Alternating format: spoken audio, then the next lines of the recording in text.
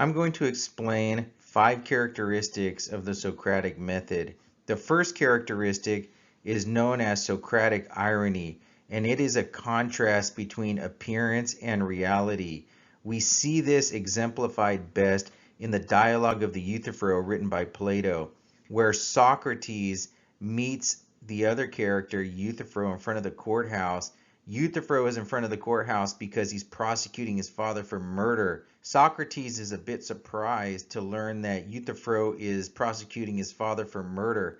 And so he tells Euthyphro that he must know a lot about piety just to even attempt such a thing.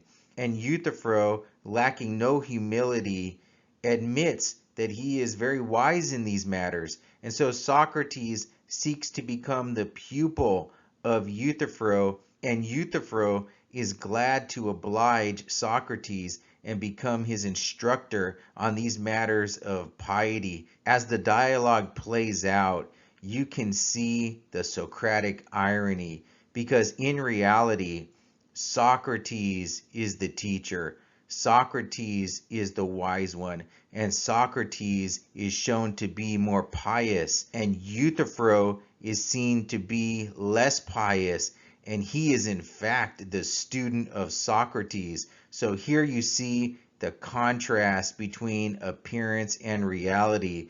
What's the appearance? Euthyphro is the teacher. What's the reality? He is not the teacher, he is the student, and Socrates is the teacher. The second characteristic of the Socratic method is Socratic ignorance.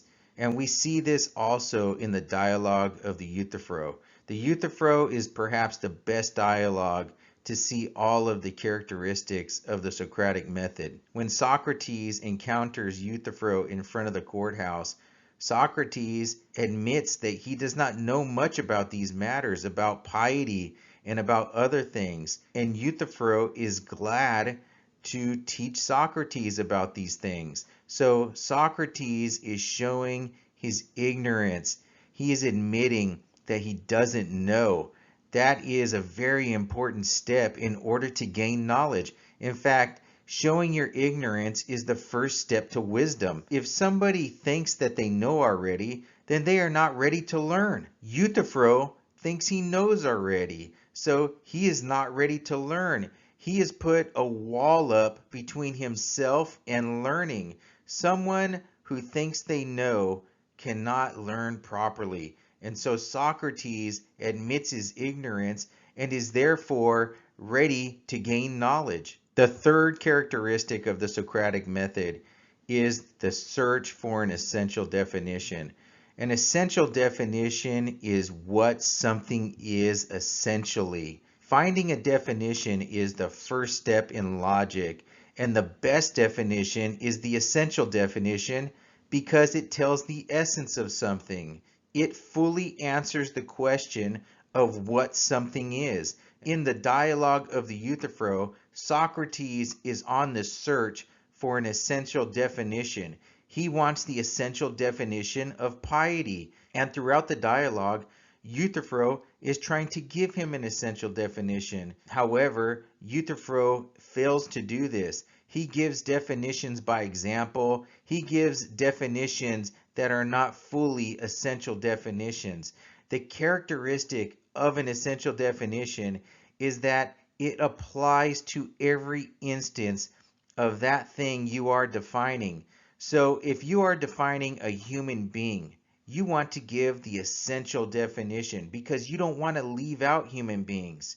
And you don't want to include things that are not human beings. So a classic definition of a human being from Aristotle is a rational animal. So the essential definition would be in the form of a proposition, and it would state a human is a rational animal. Now that definition includes all the instances of humans. It does not exclude any. Also, it does not include things that are not humans. It does not include plants because they're not rational.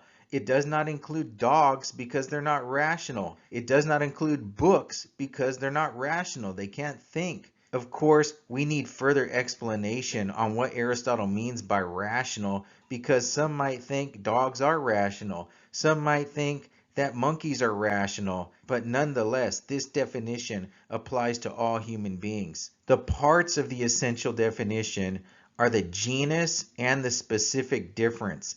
The genus is the general category to which that thing you are defining belongs. And so in this instance, animal is the genus.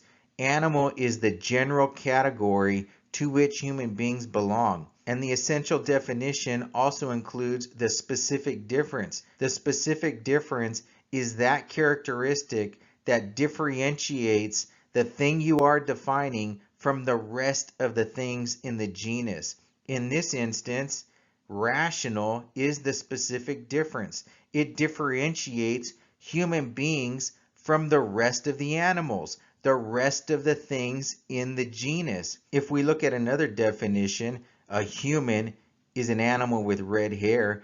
This definition is not essential. This definition is what is known as an accidental definition. We see that the genus of this definition is animal, but the specific difference is red hair. Now, the problem with this accidental definition is that it leaves out human beings in the definition. It leaves out human beings with no hair. It leaves out human beings with black hair. It leaves out human beings with blonde hair. This definition is problematic because it does not include all human beings. Human beings are entitled to special rights, privileges, and other things. And those that are not characterized as human beings, they don't get those privileges. They do not get those rights. They do not get that recognition. So the problem with this accidental definition is that it could lead to some human beings being treated as not human beings. It can lead to some human beings being treated as animals. It can lead to some human beings being treated like dogs, being treated like plants, or even an inanimate object. So this is what Socrates is looking for. Socrates is looking for the perfect definition, the definition that includes all the instances of that thing you are trying to define. The fourth characteristic of the Socratic method is known as reductio ad absurdum, which is Latin for reduction to absurdity.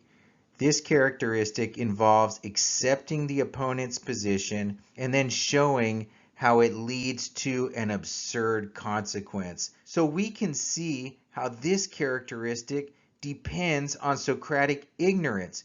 One must show themselves ignorant, admit that they don't know, before they can accept somebody's position, before they can reduce that position to absurdity. Socrates does this many times throughout all the Platonic dialogues, in particular with Euthyphro. There are many times in the dialogue where Socrates will accept the definition that Euthyphro gives him and show how it leads to an absurd consequence.